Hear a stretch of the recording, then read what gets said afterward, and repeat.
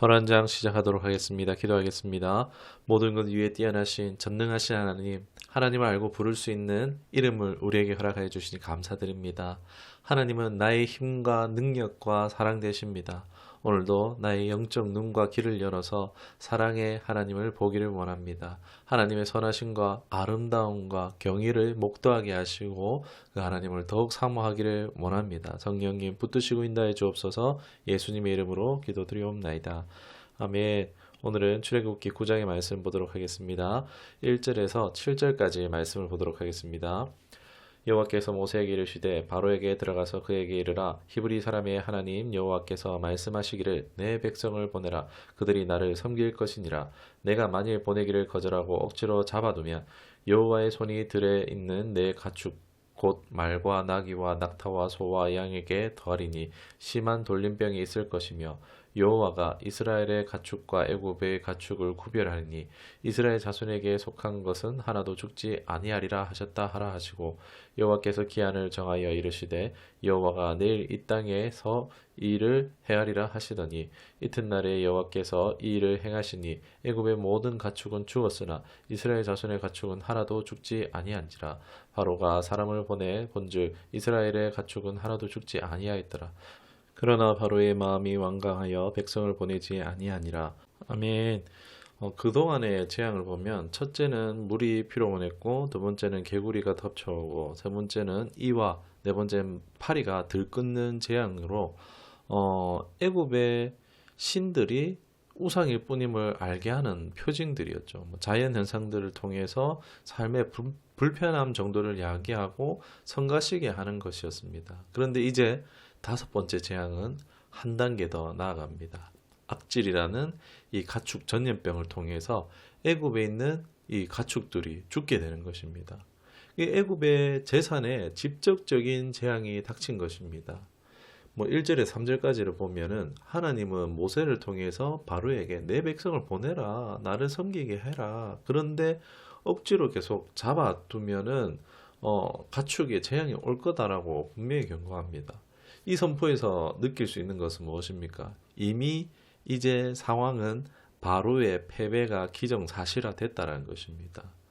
하나님은 이미 칼 한 번 들지도 않고 애굽의 패배를 얻어낸 것입니다. 승리하신 것이죠. 승자는 패전국을 이렇게 마음대로 처분을 할 수가 있는데 패전국 입장인 바로는요. 또 고집을 부리면서 이 백성들을 인질을 잡듯이 보내주지 않는 것입니다. 결국 바로 또는 애굽인들이 이 이기심과 탐심으로 말미암아 그들의 재산인 가축들이 죽임을 당하게 되어집니다. 짐승이 죽는 것은 참 안타깝지만 아담이 범죄했을 때 땅이 함께 저주를 받은 것을 우리는 알고 있습니다. 왜요? 이는 인간이 피조물의 대표이기 때문입니다. 대표 위치에 있는 인간이 대표 위치에 있는 자가 얼마나 근신하며 깨어 있어야 함을 알 수 있는 부분이라 할 수 있겠습니다. 우리가 가장이든 또는 공동체의 리더든 지역과 나라의 지도자라면요 더욱 그래야 할 것입니다. 왜냐하면 이 죄의 파괴성이 나에게만 머물러 있는 것이 아니라 공동체와 속한 공동체와 또한 피조 세계까지도 미칠 수 있다는 것입니다. 이토록 무서운 결과를 가져올 수 있기 때문에 우리는 작은 죄라도 가벼이 여겨서는 곤란할 것입니다. 이 애굽의 가축의 대표인 이 소에 대한 우상이 당시 많이 있었는데 이 하토르라는 우상이 모든 신의 어머니가 되는 모신이며 이 암소 모양을 하고 있었습니다. 그리고 제빗, 아피스, 프타, 옴네비스라는 우상들도 이 황소의 모양을 하고 있었습니다. 그 외에도 염소 모양 우상 이런 것들이 더 있었겠죠. 이 다섯 번째 재앙은 이집트의 모든 신에 대한 심판이라고 할 수가 있겠습니다. 애굽 사람이 숭배하는 신들을 처복종시킨 것이며 여호와 하나님은 그들을 지배할 수 있는 능력의 신인 것을 보여준 것입니다. 또 앞서 재앙과 마찬가지로 이 재앙은 영역과 범위를 애굽에게만 한정되어집니다.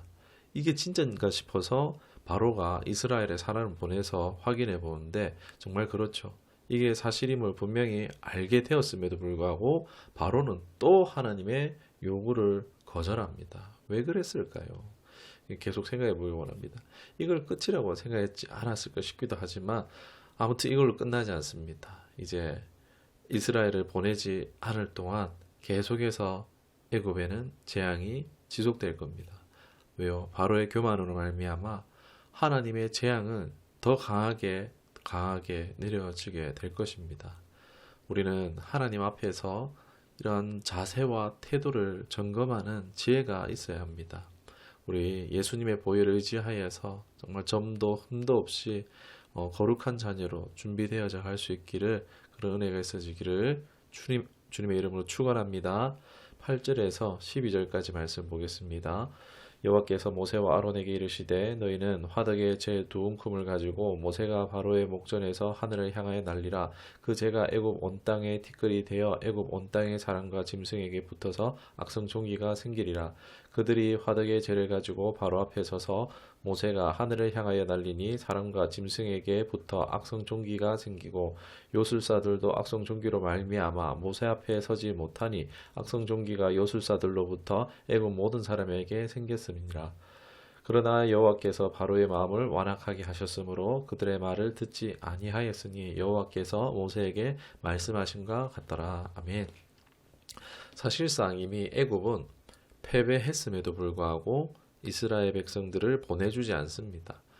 이제 하나님께서 모세를 보내서 바로에게 경고하라는 장면이 지금은 이제 등장하지 않고 곧바로 재앙이 진행되는 모양을 볼 수 있습니다.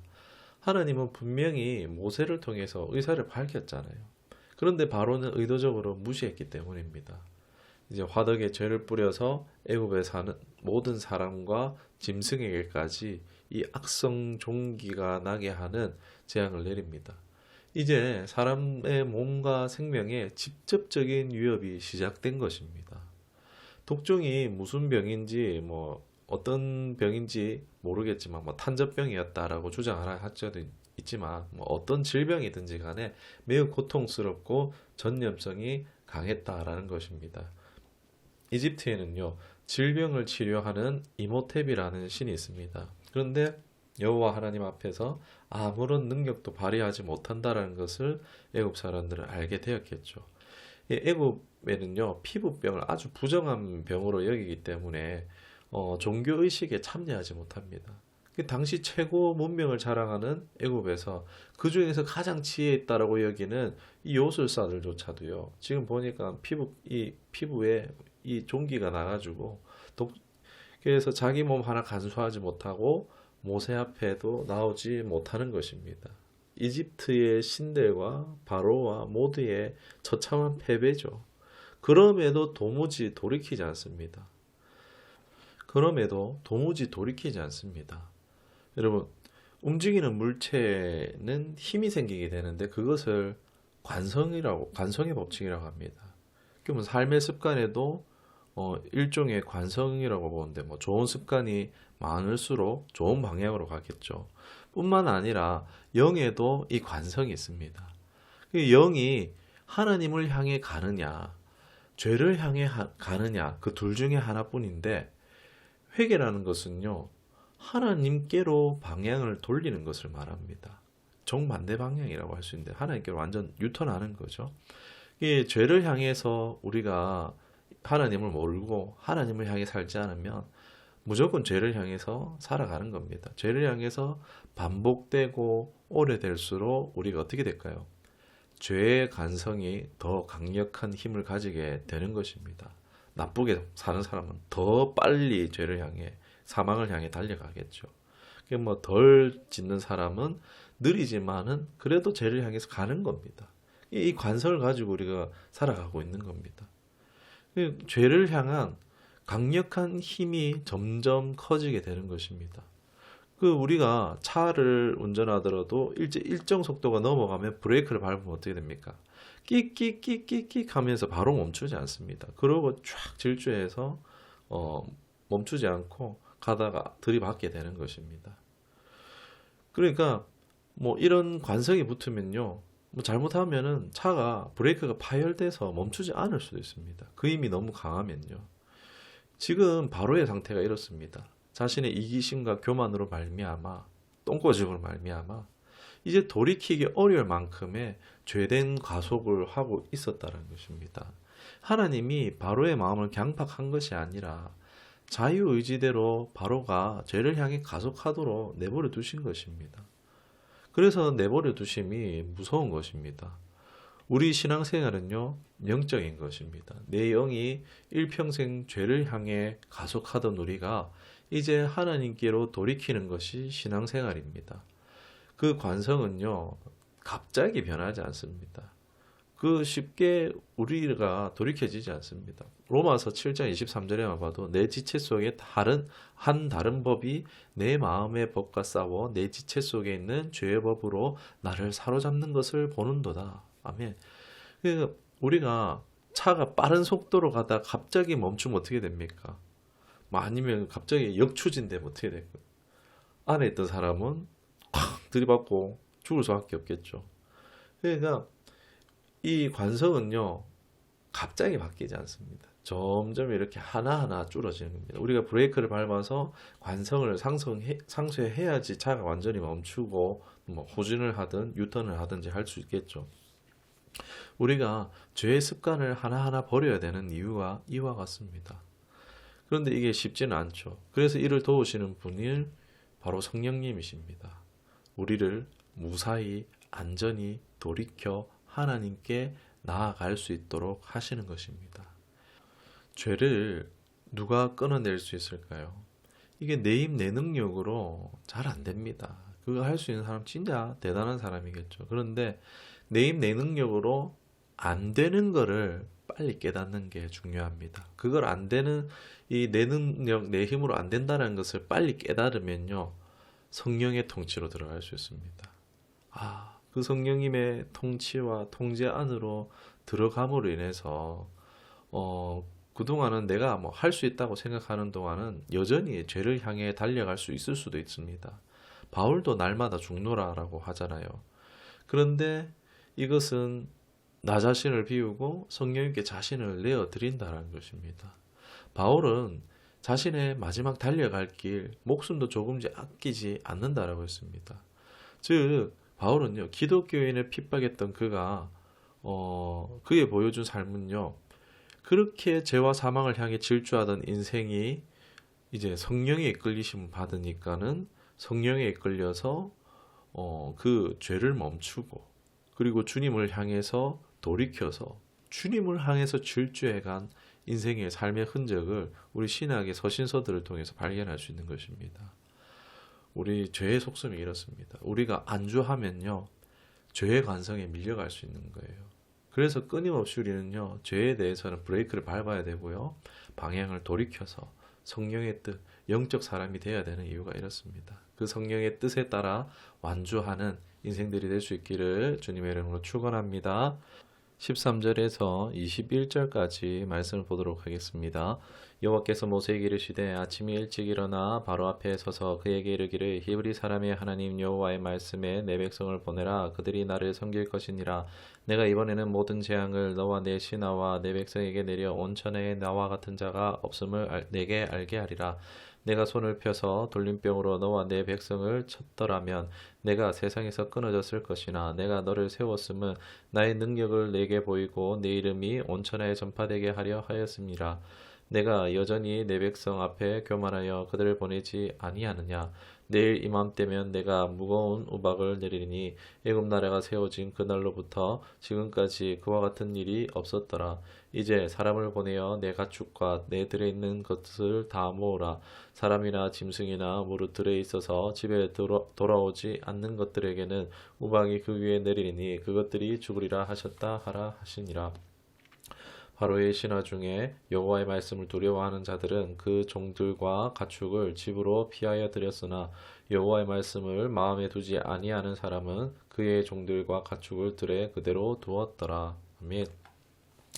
다시 이제 모세를 통해서 바로에게 경고성을 바라십니다. 어서 보내라 하시고 이어서 하나님 같은 분이 없음을 알게 하시겠다고 말합니다. 하나님은요, 좋게든 좋지 않게든 하나님의 존재를 분명하게 나타내시는 분입니다. 이것을 우리가 계시라고도 하죠. 그러나 여기서는 애굽인들에게 자신들에게 좋지 않게 하나님의 크심을 알게 될 것이라고 얘기하고 있죠.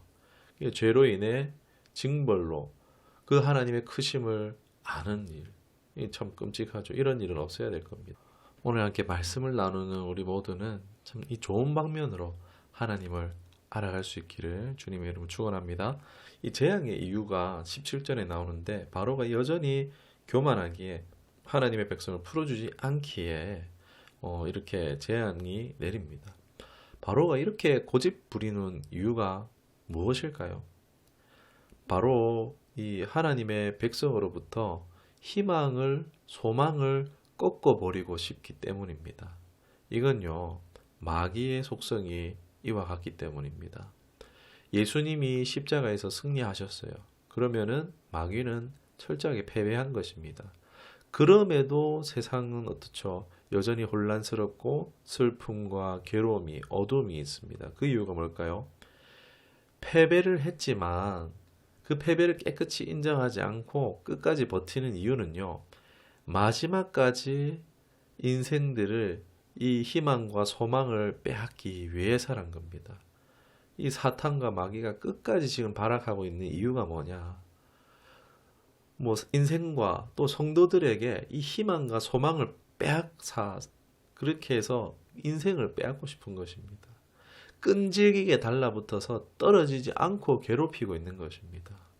우리가 인내하며 소망을 버리지 말아야 하는 이유가 믿다가 낙심하지 말아야 되는 이유가 여기 있습니다. 영적 존재가 방해하기 때문입니다. 하나님은 그것을 허용하셨어요. 우리의 믿음을 연단하고 더 강하게 하시기 위해서요.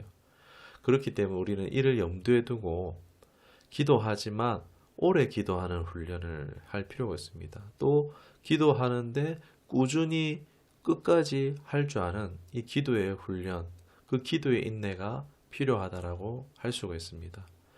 아무튼 이제 이 바로의 교만으로 인해서 7번째 재앙으로 경고하십니다. 그 재앙은 우박으로 애굽 땅에 있는 모든 생명을 치시겠다는 겁니다.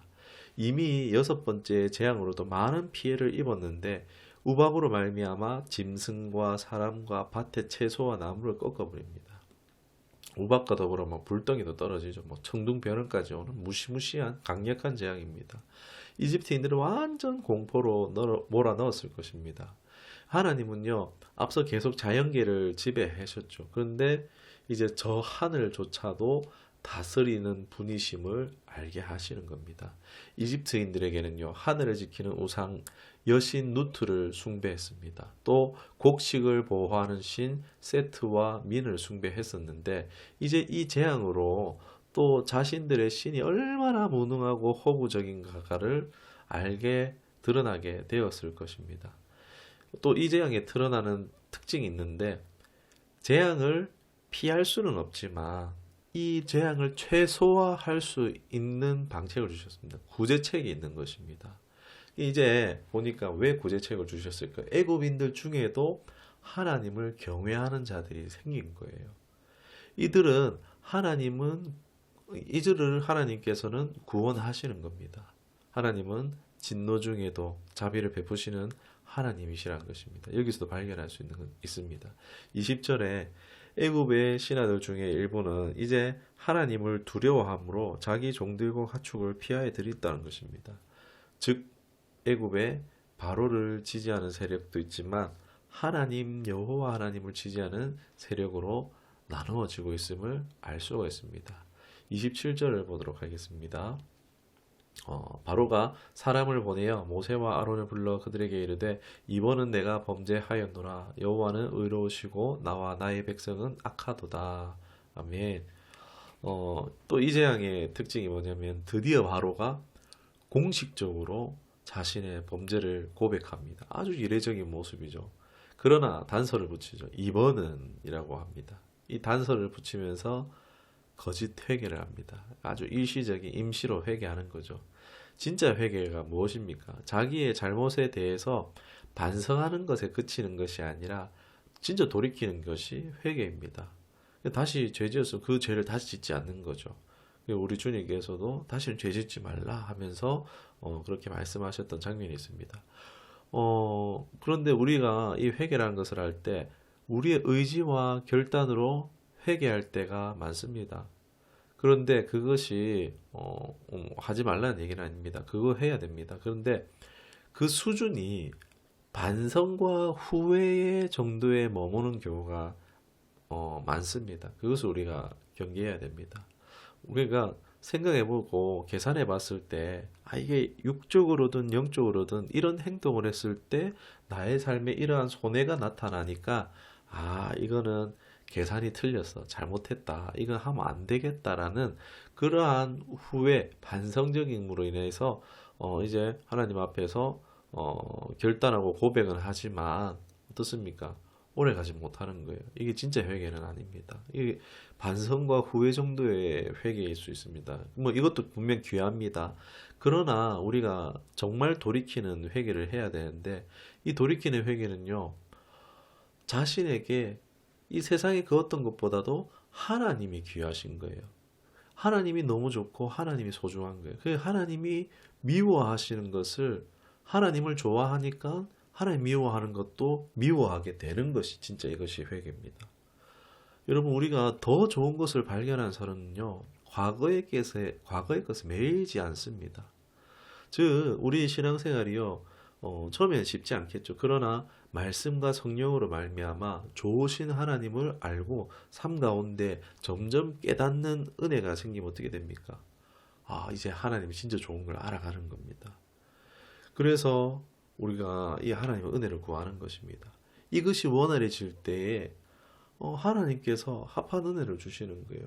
하나님을 사랑하는 신앙 이것을 추구해 나갈 때 우리는 진정 돌이켜서 회개하고 선을 행하는 삶을 살아갈 수가 있는 것입니다. 우리 34절에서 35절 말씀 보겠습니다.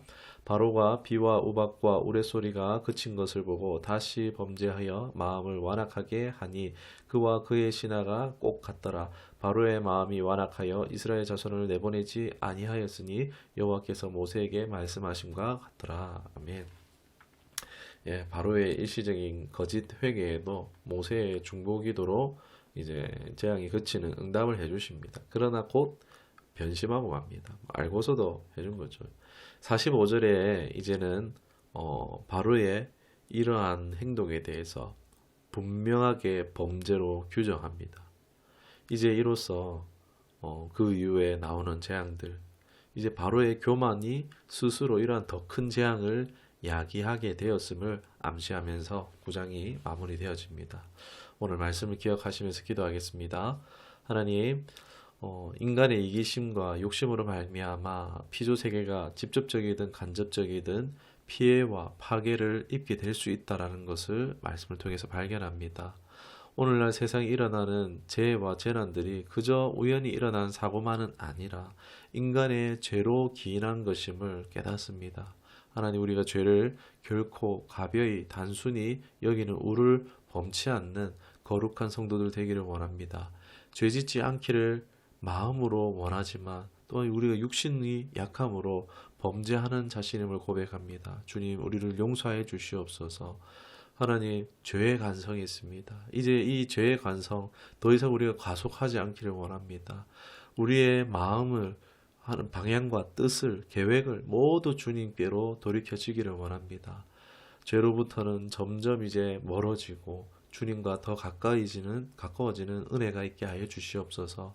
하나님, 오늘날 마귀는 패배했음에도 끊임없이 우리의 희망과 소망을 빼앗아가려 합니다. 하나님, 속지 않기를 원합니다. 오늘 우리의 삶은 영적 전쟁임을 깨달아서 기도로 승부하는 훈련을 하며 인내하여 승리하는 우리 처음교회 모든 성도들 될 수 있도록 주의 은혜를 베풀어 주시옵소서. 감사드리며 예수님의 이름으로 기도드리옵나이다. 아멘.